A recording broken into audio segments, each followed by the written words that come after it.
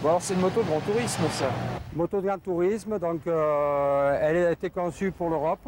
Donc l'Europe, on sait qu'il y a des montagnes, donc c'est une moto qui a une garde au sol assez importante. Donc on a du plaisir vraiment de moto, tout en ayant une conduite un peu sportive, mais c'est vraiment une grande tourisme. Ça paraît assez lourd quand même, assez encombrant. Ça fait combien à peu près? Elle fait 280 kg, mais ouais, on les sent pas. On les sent pas. Et question puissance? Puissance, donc c'est limité 100 chevaux, mais ils les ont mis vraiment en bas, donc du couple, de la souplesse, ce qu'il faut, quoi.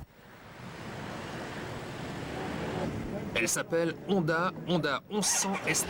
Les Japonais l'ont baptisée Pan European avec l'objectif avoué de faire vaciller de son trône la Big BM. La version essayée ici est le modèle de base.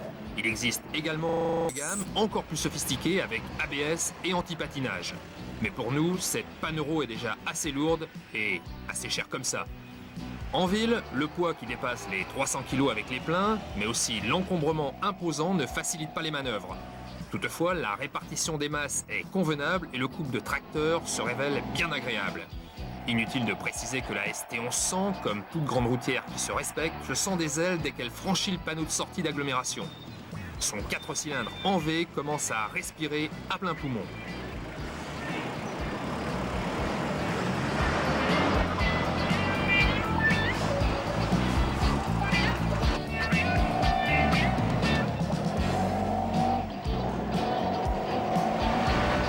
La position de conduite est confortable, le pilote est royalement installé pour un trajet de 200 à 300 bornes sans fatigue. Les suspensions assez souples sont convenablement amorties. Le moulin, gorgé de coupe, n'exige qu'un recours limité à la boîte de vitesse à 5 rapports.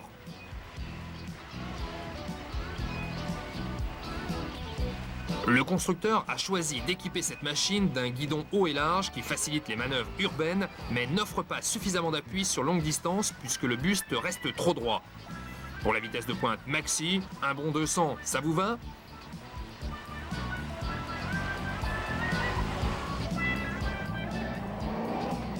La transmission à cardan est fort discrète, pourtant elle génère une certaine inertie sensible lors des changements de rapport.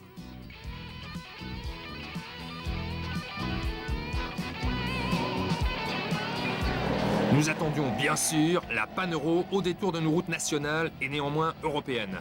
Là, il faut bien avouer que cette grosse machine nous a franchement époustouflés.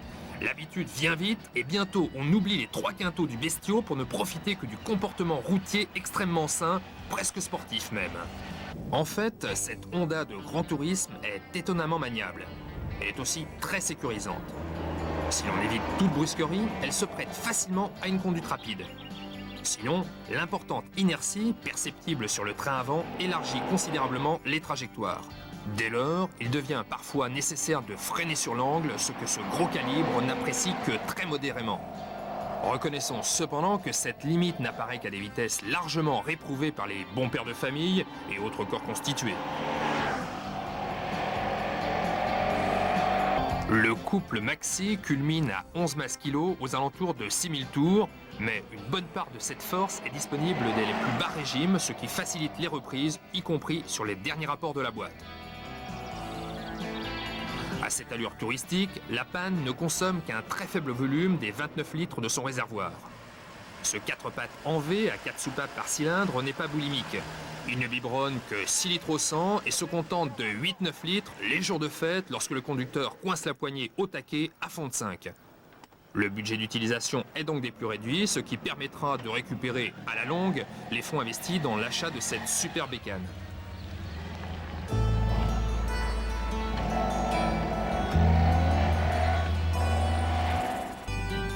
Sur route de montagne très sinueuse, la ST 1100 est moins gaillarde. La boîte de vitesse se montre un peu lente et il importe de gérer prudemment l'embonpoint de la moto.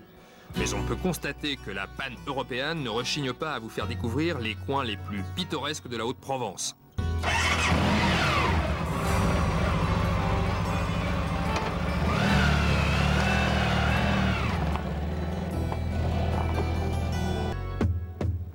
La mécanique est d'une constance à toute épreuve.